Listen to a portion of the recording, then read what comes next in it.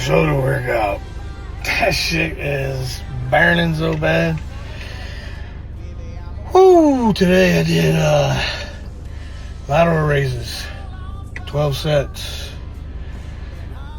After lateral raises, did bent laterals, bent over laterals with a mechanical drop set. That was some serious good choices. Then some barbell front raises. Once I got done with the barbell front raises, did a,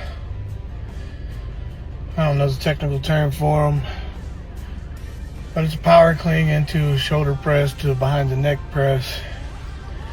They really tear your ass up, something terrible.